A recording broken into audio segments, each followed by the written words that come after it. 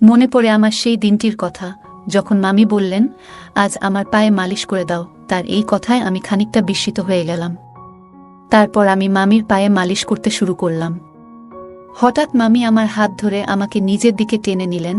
আমি কিছু বুঝে ওঠার আগেই, বন্ধুরা, গল্প শুরু করার আগে একটু মামির সম্পর্কে জানাই। আমার মামির বয়স ৩৫ বছর এবং তিনি খুবই সুন্দর। তার সৌন্দর্যে সবাই মুগ্ধ হয়ে যেত। আমি তার বাড়িতে কাজ করতাম এবং তিনি প্রতিদিন আমার কাছে পায়ের মালিশ করাতেন। আমি চুপচাপ মাথা নিচু করে মালিশ করে যেতাম। একদিন যখন আমি মামির বাড়িতে গেলাম, তখন আমি দরজা নক করতে লাগলাম। অল্প সময়ের মধ্যে একটি মিষ্টি আওয়াজ শুনতে পেলাম, ১ মিনিট আসছি। দরজা খোলার পরে যখন আমি মামিকে দেখলাম, মনে হলো যেন স্বর্গ থেকে কেউ নেমে এসেছে। তার রূপ, উজ্জ্বল ত্বক এবং চকচকে চোখ ছিল অসাধারণ। আমি তাকে দেখে কিছুক্ষণ অবাক হয়ে রইলাম। একদিন পত্রিকা বিলি করতে করতে একটা নতুন বাড়িতে ঢুকলাম। ভিতরে ঢোকার আগে একটু নার্ভাস লাগছিল, কিন্তু দরজা খুলতেই এক মহিলা হাসি মুখে বললেন, ভিতরে আসো, একটু চা খেয়ে যাও। আমার জীবনে আগে কোনো ক্রেতা এভাবে আমন্ত্রণ জানায়নি। সেই মহিলা বেশ ভালো মনের মানুষ মনে হলো। আমি তার সাথে বসে চা খেয়ে বেশ কিছুক্ষণ গল্প করলাম। এরপর তাড়াতাড়ি পত্রিকা বিলি শেষ করে বাড়ি ফিরে গেলাম। একদিন বাড়িতে ছোট্ট একটা ঝগড়া হলো, আর কোনো কারণ ছাড়াই আমাকে বাড়ি থেকে বের করে দেওয়া হলো। মন খারাপ করে কলেজের দিকে হাঁটছিলাম, তখনই ভাগ্যক্রমে সেই মহিলার সাথে দেখা হয়ে গেল। তিনি তার গাড়ি নিয়ে কলেজের দিকে যাচ্ছিলেন। আমাকে দেখতে পেয়ে তিনি গাড়ি থামালেন। সেই মহিলার সাথে আমার আগের কিছু দিন থেকেই পরিচয় ছিল, কারণ তার বাড়িতে আমি পত্রিকা পৌঁছে দিতাম। সেদিন তিনি আমাকে তার গাড়িতে তুললেন এবং এক ক্যাফেতে নিয়ে গেলেন। ক্যাফেতে বসে কথা বলার সময় আমার ফোনে এক বন্ধুর কল এলো। ফোনটি আমার সেই বন্ধুর, যার বাড়িতে আগের রাতে আমি থাকার জন্য গিয়েছিলাম। সে রেগে গিয়ে বলল, তোর জন্য বাবা আমার উপর রাগ করেছেন, তাই আর আমার বাড়িতে আসিস না। বন্ধুর এই কথা শুনে খুব খারাপ লাগলো। আমার মন তখন ভেঙে পড়েছিল। ভাবছিলাম দিনটা যেভাবেই হোক কাটিয়ে দিতে পারবো, কিন্তু রাতে থাকার জন্য তো একটা জায়গা চাই। আমার চিন্তিত মুখ দেখে ওই মহিলা, যাকে আমি মামি বলে ডাকতাম, তিনি জিজ্ঞেস করলেন, কি হয়েছে? তোমার মন এত খারাপ কেন? কোনো সমস্যা হয়েছে কি? তার কথাগুলো শুনে মনে হলো আমি আমার কষ্টগুলো শেয়ার করতে পারি। তাই সব কথা তাকে খুলে বললাম। তিনি আমার কথা শুনে মৃদু হেসে বললেন, জানো, আমি অনেক দিন ধরেই একটা সাহায্যকারী খুঁজছিলাম। আমার বাড়িটা বড়, আর আমি একা সবকিছু সামলাতে পারি না। তুমি যদি চাও তাহলে এখানে থেকে আমার কাজে সাহায্য করতে পারো। কিছুদিন আগে বাড়ির পুরনো কর্মচারী গ্রামে চলে গিয়েছিল এবং সে আর ফিরে আসতে চাইছিল না। মামি বললেন, আমার এত বড় বাড়ি একা সামলানো সম্ভব নয়। তুমি যদি চাও এখানে থাকতে পারো। থাকার জায়গা, খাবার আর মাসে ১৫,০০০ টাকা সম্মানীয় পাবে। তার কথা শুনে আমি অবাক না হয়ে পারলাম না, কারণ তিনি আমার সব প্রশ্নের উত্তর একসঙ্গে দিয়ে দিলেন।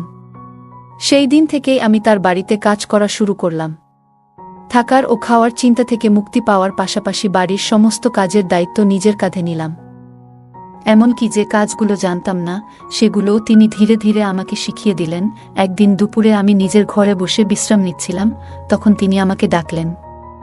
বললেন, আমার পায়ে ব্যথা হয়েছে, একটু তেল মালিশ করে দাও। বাড়ির অন্য কাজের পাশাপাশি এমন কিছু করতে হবে তা ভাবিনি। তবে তিনি যা বলতেন তা না করার কোনো উপায় ছিল না। প্রায় ১ মাস ধরে তার বাড়িতে কাজ করছিলাম। এই সময় কেউ তার স্বামী বা পরিবারের অন্য কোনো সদস্যকে দেখেনি। একদিন কথায় কথায় জানতে চাইলাম, আপনি এত বড় বাড়িতে একা থাকেন কেন? উত্তরে তিনি বললেন, আমার স্বামী বিদেশে থাকেন, খুব কম সময় এখানে থাকেন, তবে প্রতি মাসে খরচের জন্য টাকা পাঠান। মামি দেখতে বেশ আকর্ষণীয় ছিলেন, তার বয়স আনুমানিক ৩৫ হবে। যখন তার পায়ে মালিশ করছিলাম, হঠাৎ তিনি আমার হাত ধরলেন। তারপর হালকা হেসে বললেন, তুমি জানো, যখন থেকে তোমার সঙ্গে আমার পরিচয় হয়েছে, তখন থেকেই তোমাকে আমার নিজের একজনের মতো মনে হয়। গত কয়েকদিন ধরে আমি লক্ষ্য করছিলাম মামি আমার প্রতি কিছুটা আলাদা আচরণ করছেন। একদিন তিনি হালকা হাসি দিয়ে বললেন, তোমার সাথে সময় কাটাতে আমার খুব ভালো লাগে। মনে হয় তুমি আমার পরিবারের কেউ। আমি কিছু বললাম না, শুধু চুপচাপ মাথা নেড়ে সম্মতি জানালাম। সেদিন রাতে তার সঙ্গে ডিনার শেষ করে নিজের ঘরে চলে এলাম। গভীর রাতে আচমকা দরজা খোলার শব্দে ঘুম ভেঙে গেল। ভাবলাম হয়তো কোনো চোর ঢুকেছে। বাইরে গিয়ে দেখি একজন অদ্ভুত পোশাক পরা লোক দাঁড়িয়ে আছে আর মামি তার সাথে কথা বলছেন। লোকটি চলে গেলে আমি জিজ্ঞেস করলাম, কে ছিলেন উনি? মামি হাসি দিয়ে বললেন, ও আমার দূরের এক আত্মীয়, মাঝে মাঝেই আসে টাকা চাইতে। আজও তাই এসেছিল। কথাটা শুনে কিছু না বলে আমি ঘরে চলে যাচ্ছিলাম। তখনই তিনি বললেন, তুমি তো জেগে আছো, তাই একটা কাজ করে দাও, আমার পায়ে একটু তেল মালিশ করে দাও। কারণ আমার পা আজ কেন জানি না অনেক ব্যথা করছে, তাই আমার ঘুম আছে না। আমি কোনো আপত্তি করলাম না, কারণ তার দয়ায় আমি এতদিন মাথা গোজার ঠাঁই পেয়েছিলাম। ধীরে ধীরে তার কথামতো পায়ে তেল মালিশ করতে লাগলাম। তবে কাজের সময় তিনি কিছুটা অস্বস্তিকর আচরণ করতে শুরু করলেন। আমি নিজের আবেগ নিয়ন্ত্রণ করলাম, কারণ চাকরি হারানোর ভয় ছিল। সেই রাতটি আমার জন্য খুব কঠিন ছিল। পরের দিনও তিনি কাজে সাহায্য করতে বলা আমি কলেজে যেতে পারলাম না। একদিন দুপুরে আমি নিজের ঘরে বসে বিভিন্ন বিষয় ভাবছিলাম। তখন হঠাৎ মামি আমার ঘরে এলেন। তার হাতে একটা বড় বক্স খুলে তিনি একটা ট্যাবলেট ফোন বের করে বললেন, তোমার পড়াশোনার জন্য এটা এনেছি। মাঝে মাঝে তুমি কলেজে যেতে পারো না, তাই ঘরে বসেই পড়ার কাজ করতে পারবে। তিনি আমাকে ট্যাব ব্যবহারের উপায় বোঝাতে লাগলেন। কিছুক্ষণ পর তিনি ট্যাবে বিভিন্ন ছবি দেখতে শুরু করলেন। ছবি দেখানোর সময় তিনি মজার কিছু ছবি দেখালেন। আমি খুব একটা কিছু ভাবিনি, কারণ এগুলো সাধারণ কথোপকথন মনে হচ্ছিল। তারপর হঠাৎ তিনি বললেন, এই পোশাকগুলো কেমন লাগে? আমি এগুলো কিনেছি, আমার উপর কেমন মানাবে বলে মনে হয়? আমি মৃদু হেসে বললাম, আপনি নিশ্চয়ই দারুণ দেখাবেন। তিনি খুশি হয়ে বললেন, তাহলে একটু পরেই পরি। কিছুক্ষণ পর তিনি ঘর থেকে বেরিয়ে এলেন নতুন পোশাক পরে। তিনি আমাকে জিজ্ঞেস করলেন, কেমন লাগছে? আমি হালকা হাসি দিয়ে বললাম, খুব সুন্দর লাগছে। তবে আমি চোখ নামিয়ে রাখলাম, কারণ নিজের আবেগ নিয়ন্ত্রণ করাই সঠিক মনে করলাম। এরপর তিনি আয়নার সামনে দাঁড়িয়ে নিজের পোশাক ঠিক করতে লাগলেন। তার আত্মবিশ্বাস আর নতুন পোশাকের রূপ একদম আলাদা লেগেছিল। আমি ভেতরে ভেতরে খুবই অস্বস্তি বোধ করছিলাম। একদিকে নিজের অনুভূতিগুলো নিয়ন্ত্রণ করার চেষ্টা, আর অন্যদিকে চাকরি হারানোর ভয়। বাড়ি থেকে বের করে দেওয়ার পর এখানেই আমার থাকার সব ব্যবস্থা হয়েছে, তাই এখানে থাকাটাই ছিল আমার জন্য গুরুত্বপূর্ণ। হঠাৎ করে মামি আমাকে জিজ্ঞেস করলেন, তোমার কাছে আমি কেমন লাগছি? আমি কিছুটা নার্ভাস হয়ে বললাম, আপনি খুবই সুন্দর লাগছেন। এই রূপ আপনার স্বামীকে দেখানো উচিত। দেখবেন তিনি বিদেশ থেকে দৌড়ে চলে আসবেন। তিনি আমার কথায় মৃদু হেসে বসলেন, তবে একটু পর মুখ গোমড়া করে বিছানায় বসে পড়লেন। কিছুক্ষণ পর তিনি বললেন, আমার স্বামীকে ভিডিও কলে এই সাজ দেখালেও কোনো লাভ নেই, তার কাছে তার কাজই সব। আমি শান্তভাবে বললাম, আপনি খুবই আকর্ষণীয় একজন মানুষ, তবে আপনার স্বামী হয়তো কাজ নিয়ে বেশি ব্যস্ত। তিনি মৃদু হাসি দিয়ে বললেন, আমার বয়স এখন ৩৫। তবুও তিনি কখনো পরিবার নিয়ে ভাবেননি। আমি এখন একাই জীবনযাপনে অভ্যস্ত, তবে মাঝে মাঝে মনে হয় জীবনে একজন সঙ্গীর প্রয়োজন, যে আমাকে ভালোবাসা এবং আনন্দ দিতে পারবে। তার কথাগুলো শোনার পর আমি আর কোনো কথা বললাম না। মনে হলো তিনি তার মনের কষ্টগুলো ভাগ করে নিচ্ছেন। মামি মৃদু কণ্ঠে বললেন, যদি আমার স্বামী আমাকে সত্যিই বুঝতেন, তবে আজ এই দিন দেখতে হতো না। আমি কারো সমর্থনের জন্য এভাবে অপেক্ষা করতাম না। তার চোখে জল এসে গেল। এরপর বললেন, তোমাকে দেখে আমার বিশ্বাস হয় তুমি কখনো আমাকে হতাশ করবে না। আমি বুঝতে পারছিলাম তিনি হয়তো ধীরে ধীরে নিজের একাকিত্বের কথা শেয়ার করছেন। তিনি সামনের চেয়ারে আধো পোশাকে বসে রইলেন। আমি অস্বস্তি বোধ করছিলাম এবং নিজেকে সামলাতে সেই ঘর থেকে বেরিয়ে এলাম। বুঝতে পারছিলাম সেখানে থাকলে নিজের উপর নিয়ন্ত্রণ রাখা কঠিন হয়ে যাবে। রাতে রান্নাঘরে যখন আমি রাতের খাবার প্রস্তুত করছিলাম, তখন হঠাৎ তিনি রান্নাঘরে এলেন। আমি গরম দুধ আগে থেকেই তৈরি করে রেখেছিলাম। তিনি দুধের পাত্রটি তুলে নিচে রাখছিলেন, কিন্তু অসাবধানতাবশত সেই গরম দুধ আমার পায়ের উপর পড়ে গেল। পা জ্বলে যাওয়ায় আমি যন্ত্রণায় চিৎকার করতে লাগলাম। মামি দ্রুত আমাকে তার ঘরে নিয়ে গেলেন এবং কুলিং ক্রিম দিয়ে আমার পায়ে মালিশ করতে শুরু করলেন। আমি ততক্ষণে সাধারণ প্যান্ট পরা অবস্থায় তার সামনে শুয়েছিলাম, কিন্তু আমার সমস্ত মনোযোগ ছিল পায়ের ব্যথার উপর।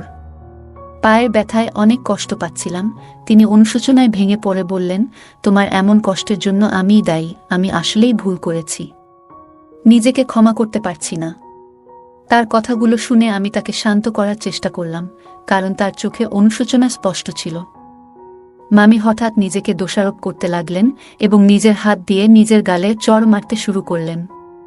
এই দৃশ্য দেখে আমি হতবাক হয়ে গেলাম। তখন আমি তার হাত ধরে থামালাম এবং বললাম, আপনার কোনো দোষ নেই। যা হওয়ার ছিল তা হয়ে গেছে। আমরা অতীত বদলাতে পারব না। এখন নিজেকে দোষ দেওয়া বন্ধ করেন। তার চোখ দিয়ে জল গড়িয়ে পড়ছিল। আমি এগিয়ে গিয়ে তার চোখের জল মুছে দিলাম। কিন্তু হঠাৎ তিনি আমার আহত পায়ে হাত রাখলেন আর আমার মুখ দিয়ে যন্ত্রণার শব্দ বেরিয়ে গেল। তিনি সঙ্গে সঙ্গে সরে গেলেন। আমি একজন ২০ বছরের তরুণ আর তিনি ৩৫ বছরের একজন পরিপক্ব নারী। এমন পরিস্থিতি আমি কল্পনাও করিনি। রাতে তিনি আমার জন্য দুধ নিয়ে এলেন এবং আবারও আমার পায়ে ক্রিম লাগালেন। আমার পা খুবই ব্যথা করছিল। দুধ খাওয়ার কিছুক্ষণ পর আমি ঘুমিয়ে পড়লাম, কিন্তু তিনি আমার পায়ের কাছে বসে অনেকক্ষণ ধরে আমার যত্ন নিচ্ছিলেন। পরবর্তী কয়েকদিনে তার যত্নের জন্যই আমার পা দ্রুত সেরে উঠল। যখন আমি পুরোপুরি সুস্থ হলাম, তখন তিনি আমাকে আরও ভালো করে দেখভাল করতে শুরু করলেন। প্রতি রাতেই দুধ খাওয়ার ব্যবস্থা করতেন এবং সবসময় আমার ভালো থাকার জন্য চিন্তিত থাকতেন। একদিন সন্ধ্যায় তিনি আমাকে তার ঘরে ডাকলেন। আমি ঘরে ঢুকে দেখলাম তিনি শুধু একটি তোয়ালে জড়িয়ে আছেন। এই দৃশ্য দেখে আমি খানিকটা অস্বস্তিতে পড়ে গেলাম, কারণ আমি তাকে অনেক সম্মান করতাম। তিনি আমার আশ্রয়দাতা। তিনি তার বিছানার ওপর রাখা শাড়িগুলোর দিকে ইঙ্গিত করে বললেন, আজ আমি তোমার পছন্দের একটি শাড়ি পরব। একটু বাইরে যেতে চাই, তাই তুমি যেটা বলবে সেটাই পরব। আমি শাড়িগুলোর মধ্যে থেকে একটি বেছে দিয়ে বললাম, এটি আপনার জন্য একদম মানানসই হবে। আজ মামির আচরণ খুবই আলাদা ছিল। মনে হচ্ছিল তিনি হয়তো প্রথমবার সাদা সালোয়ার কামিজ পরেছেন। সারাদিন আমাকে সাহায্যের জন্য ডেকে চলেছেন। আমি তার সাজগোজে সাহায্য করছিলাম আর তাকে আরও সুন্দর লাগানোর জন্য তিনি আমার পরামর্শ নিচ্ছিলেন। যখন তিনি সেজে উঠলেন, তখন আমাকে জিজ্ঞাসা করলেন, কেমন লাগছে আমাকে? আমি বললাম, আপনাকে সবসময় সুন্দর লাগে, আজও অসাধারণ দেখাচ্ছে। এই কথা শুনে তিনি আনন্দে আমাকে জড়িয়ে ধরলেন। তারপর তিনি তার ফোন বের করে আমাদের দুজনের কয়েকটি ছবি তুলে নিলেন। আমি কিছুটা অবাক হয়ে ভাবছিলাম, মামি হঠাৎ এইসব কেন করছেন? তখন আমি তাকে বললাম, মামি, আমি মাত্র ২০ বছর বয়সী। আপনি আমার সঙ্গে যা করছেন তা নিয়ে একটু ভাবা উচিত। এই কথা শুনে মামি কিছুটা রেগে গেলেন এবং বললেন, তুমি এত কথা কেন বলছো? আজকের দিনটি আমার জন্য খুবই গুরুত্বপূর্ণ, কারণ আজ আমার জন্মদিন। আমি চেয়েছি এই দিনটি তোমার সঙ্গে উদযাপন করব। এখন আর কোনো প্রশ্ন করবে না। এরপর তিনি আমাকে তার ঘরে নিয়ে গেলেন। ঘরে গিয়ে তিনি মিউজিক চালালেন এবং আমাকে তার সঙ্গে নাচতে বললেন। নাচের সময় হঠাৎ আমার পা ফসকে গেল এবং আমি মেঝেতে পড়ে গেলাম। আমার হাতেও ব্যথা পেলাম। তিনি আমাকে তৎক্ষণাৎ বিছানায় শুইয়ে দিয়ে আমার হাতে মালিশ শুরু করলেন। কিন্তু মালিশ করতে করতে তার আচরণ কিছুটা অদ্ভুত হতে লাগল। আমি পরিস্থিতি বুঝে নীরব থাকলাম এবং তার সাহায্য নিতে থাকলাম। কিছুক্ষণ পর আমি চোখ বন্ধ করলাম, কিন্তু ঘুম আসছিল না। তখন হঠাৎ দেখি মামি একটি গ্লাসে দুধ নিয়ে ঘরে ঢুকলেন। তিনি গ্লাসটি নিজের হাতে ধরে আমাকে খাওয়ালেন। রাতে মামি আমার পায়ের ব্যান্ডেজ খুলে দেখলেন। তিনি জানতে চেয়েছিলেন যে আমার পায়ের জখম কতটা ভালো হয়েছে। পায়ে হাত বুলিয়ে বললেন, এখন তোমার পা আগের চেয়ে ভালো আছে, তবে পুরোপুরি সেরে উঠতে আরও কিছুটা সময় লাগবে। তিনি স্নেহ ভরে আমার হাত এবং পায়ে হাত বুলাচ্ছিলেন। তার এই আচরণে আমি কিছুটা অপ্রস্তুত বোধ করছিলাম। পরের দিন সকালে যখন ঘুম থেকে উঠলাম, তখন নিজেকে মামির ঘরের বিছানায় দেখতে পেলাম। আমি স্নান করার জন্য বাথরুমে গেলাম এবং আয়নায় নিজের গলা ও মুখে কিছু অদ্ভুত দাগ দেখতে পেলাম। আমি ভাবতে লাগলাম, এটি কিভাবে হলো? হয়তো আমার অসাবধানতার জন্য এমন হয়েছে। এরপর থেকে মামি প্রায়ই আমাকে তার ঘরে ডেকে নিয়ে যেতেন। তিনি আমাকে নানান বিষয়ে পরামর্শ দিতেন, কখনো গল্প করতেন, আবার কখনো মজার হিন্দি মুভি দেখাতেন। মাঝে মাঝে রাতে আমার জন্য গরম দুধ নিয়ে আসতেন এবং স্নেহ ভরে খাওয়াতেন। তিনি আমার পরিবারের লোকেদের মতো আমার অনেক যত্ন নিতেন। আর এখন তো আমার সেই পরিবারও আমার খোঁজ নেয় না। তাই এখন মামি আমার কাছেই সব। আমি গত ২ মাস ধরে বাড়ি থেকে দূরে আছি। আমার পরিবার আমাকে খোঁজেনি, এটা ভেবে মন খারাপ হচ্ছিল। তবে মামি আমাকে যত্ন করেছেন, যা আমার মনে শান্তি দিয়েছে। একদিন মামি আমাকে তার পুরনো ফটো অ্যালবাম দেখালেন। সেই ফটোতে তার জীবনের অনেক স্মৃতি ছিল। তিনি বললেন, জীবনের সব সময় দুঃখ থাকলেও এগিয়ে যেতে হয়। তার এই কথাগুলো আমাকে অনুপ্রাণিত করল। সেই দিন থেকে আমি নিজেকে নতুনভাবে গুছিয়ে নেওয়ার সিদ্ধান্ত নিলাম। মামি আমার পাশে ছিলেন এবং তার স্নেহ ও যত্ন আমাকে নতুন পথ খুঁজে পেতে সাহায্য করল। রাত গভীর হয়ে গিয়েছিল। আমি আমার হাতের ব্যথা নিয়ে প্রতিদিনের মতো পাশের ঘরে গেলাম। ঘরে ঢুকেই চোখ পড়ল একটি ছোট, আকর্ষণীয় পোশাকের উপর। আমি বললাম, তুমি যদি এই পোশাকটি পরো তাহলে খুব সুন্দর লাগবে। সে আমার কথা শুনে হালকা হাসল, আর কয়েক মুহূর্ত পরে সেই পোশাকটি পরে আমার সামনে এলো। তাকে দেখে একেবারে মোহিত হয়ে গেলাম। এরপর সে প্রতিদিনের মতো দুধের গ্লাস নিয়ে আমার সামনে এলো। আমি গ্লাসটি হাতে নিয়ে পান করলাম। কারণ আমি অসুস্থতার কারণে দিন দিন দুর্বল হয়ে যাচ্ছিলাম, তাই মামি আমার বিশেষ দেখভাল করছিল। আমার শরীর ক্লান্ত থাকায় কিছুক্ষণ পর ঘুম এসে গেল। হঠাৎ ঘুম ভেঙে অনুভব করলাম কেউ যেন আমার খুব কাছে। চোখ মেলতেই দেখি আমি তার পাশে শুয়ে আছি। আমি চুপচাপ ছিলাম, কারণ সেই মুহূর্তে কিছু বলার মতো অবস্থায় ছিলাম না। চারপাশে এক অদ্ভুত নীরবতা। কিছুক্ষণ পরে আবার ঘুমিয়ে পড়লাম। ভোরবেলা ঘুম ভাঙতেই বুঝতে পারলাম আমার হাত আর পা ঠিক নেই। আমার হাত প্লাস্টারে বাঁধা, একটি চোখে ব্যান্ডেজ, আর পা ঠিক মতো নড়ছে না। নিজেকে হুইল চেয়ারে আবিষ্কার করলাম। হঠাৎ লক্ষ্য করলাম একজন মহিলা আমাকে রাস্তায় নিয়ে ঘুরছে। সে পথচারীদের কাছে সাহায্য চাইতে শুরু করল। মহিলাটি বলে উঠল, আমার স্বামী অন্ধ এবং পঙ্গু, দয়া করে কিছু সাহায্য করুন। ঠিক তখনই আমার ভাই সেখানে উপস্থিত হল। তার চোখে আমাকে দেখে স্পষ্ট অবাক হওয়া ফুটে উঠল। ভাইটি মহিলাটির কথাগুলো শোনার পর রাগান্বিত হয়ে তার দিকে এগিয়ে গেল। সে কিভাবে এই অবস্থায় আমাকে নিয়ে এসেছে তা জানতে চাইতে শুরু করল। একদিন সকালে আমি হঠাৎ ঘুম থেকে উঠে বুঝতে পারলাম কিছু একটা অস্বাভাবিক। রাতের ঘটনাগুলো ধীরে ধীরে স্মৃতিতে ফিরছিল। আমি আমার বড় ভাইকে সবকিছু জানালাম এবং তাকে নিয়ে পাশের বাড়ির মামির কাছে গেলাম। বাড়ির কলিং বেল বাজাতেই মামি দরজা খুললেন। তার মুখে অস্বস্তি স্পষ্ট। তিনি বললেন, তুমি এত সকালে এখানে কেন? আমি শান্তভাবে বললাম, আপনি আমাকে যে দুধটি প্রতিদিন দিতেন তাতে কিছু একটা ছিল। আপনি হয়তো ভুল ভেবেছিলেন যে আমি সেটা বুঝতে পারিনি। তবে আমি সবকিছু জানি। মামির চেহারায় আতঙ্ক ফুটে উঠল। আমি বললাম, আপনি যে প্রতিদিন দুধে অদ্ভুত ওষুধ মিশিয়ে আমাকে খাওয়াচ্ছিলেন সেটা আমি আগেই বুঝে গিয়েছিলাম। আমি তখন থেকেই দুধ পরীক্ষা করতে শুরু করি এবং একদিন দেখি আপনি কিভাবে ওষুধ মিশিয়ে দিচ্ছেন। আমি আরও যোগ করলাম, আপনার উদ্দেশ্য বুঝতে পারার পর আমি সেই ওষুধ ফেলে দিয়ে এর পরিবর্তে শর্করাবিহীন সাধারণ ট্যাবলেট ব্যবহার করতাম। সেই কারণেই গত রাতে আমি ঠিকমতো ঘুমাইনি এবং সব ঘটনা স্পষ্ট দেখেছি। মামি আর কোনো কথা বললেন না। আমি আমার ভাইয়ের সাহায্যে পুরো বিষয়টি পরিষ্কার করলাম। আমার ভাই আমাকে বলল, এখন তুমি নিরাপদ আর এই বাড়িতে তোমার আসা বন্ধ করবে। এরপর আমি নিজেকে প্রতিজ্ঞা করলাম, আর কখনো এমন ভুল করব না যাতে কারো ফাঁদে পড়তে হয়। আমি আগে থেকেই আমার অবস্থানের খবর আমার বড় ভাইকে পাঠিয়েছিলাম। তিনি দ্রুত সেখানে পৌঁছে যান এবং তার সঙ্গে এক নারী পুলিশও ছিলেন। মামিকে দেখেই পুলিশ তাকে চড় মারলেন। চড় খাওয়ার পর মামি সব সত্যি কথা বলতে শুরু করলেন। আসল সত্যি হলো, মামির স্বামী বিদেশে ছিলেন না। যাকে তিনি আমার কাছে ভাই হিসেবে পরিচয় করিয়ে দিয়েছিলেন তিনিই তার স্বামী। সে কোনো মানসিক সমস্যাগ্রস্ত ছিল না, বরং মামি এবং তার স্বামী মিলে শিশুদের পাচারের সঙ্গে জড়িত ছিল। তারা শিশুদের শারীরিকভাবে অক্ষম করে ভিক্ষা করতে বাধ্য করত। আমাকেও তারা সেই পথে ঠেলে দিতে চেয়েছিল। মামি আমাকে প্রতিদিন দুধে নেশাজাতীয় ওষুধ মিশিয়ে খাওয়াতেন যাতে আমি অচেতন হয়ে যাই এবং তাদের পরিকল্পনার শিকার হই। কিন্তু আমি সময়মতো নিজের ভাইয়ের সাহায্য নিই। সেই কারণেই আজ আমি মুক্ত।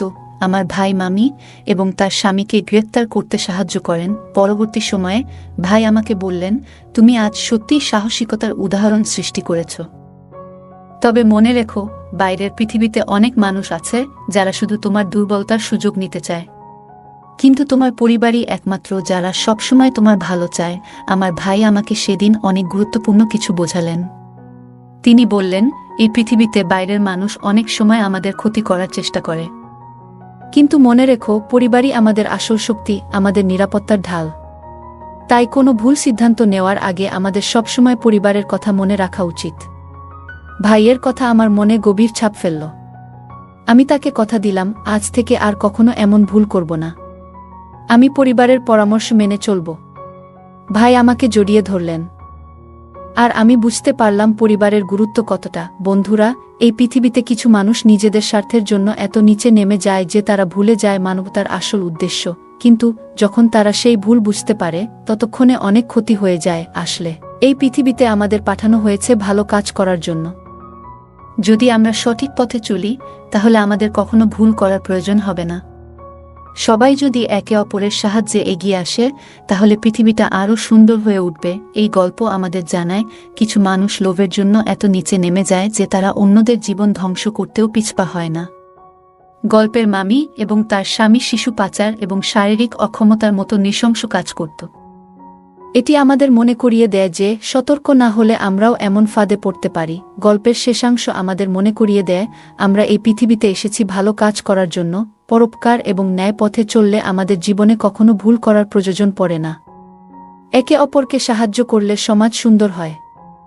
তাই মানবিক মূল্যবোধ বজায় রাখা প্রয়োজন। গল্পের প্রধান চরিত্র নিজের ভুলগুলো থেকে শিক্ষা নিয়েছে। সে প্রতিজ্ঞা করেছে যে ভবিষ্যতে পরিবারের পরামর্শ ছাড়া এমন কোনো সিদ্ধান্ত নেবে না যা বিপদ ডেকে আনতে পারে। এটি দেখায় যে প্রতিটি ভুল আমাদের জীবনে একটি বড় শিক্ষা দেয়। এই শিক্ষা গ্রহণ করে ভবিষ্যতে আরও সতর্ক হওয়া উচিত। এই গল্পটি আমাদের জীবনে সতর্ক থাকার গুরুত্ব, পরিবারের প্রতি আস্থা, সাহসিকতার মূল্য এবং ন্যায়ের পথে চলার প্রেরণা দেয়া। এটি আমাদের জানায় যে আমরা যতই কঠিন পরিস্থিতির মধ্যে থাকি, বুদ্ধি, ধৈর্য এবং সঠিক পরিকল্পনার মাধ্যমে তা অতিক্রম করা সম্ভব। পাশাপাশি মানবিক গুণাবলী চর্চা করে এবং অন্যায়ের বিরুদ্ধে রুখে দাঁড়িয়ে সমাজে ইতিবাচক পরিবর্তন আনা যায়। গল্পটা কেমন লাগলো জানাতে ভুলবে না। আরও মজার মজার রোমান্টিক গল্প শুনতে চাইলে ভিডিওটি লাইক, শেয়ার এবং চ্যানেলটি সাবস্ক্রাইব করতে এবং বেল আইকনটি ক্লিক করতে ভুলবে না। ধন্যবাদ।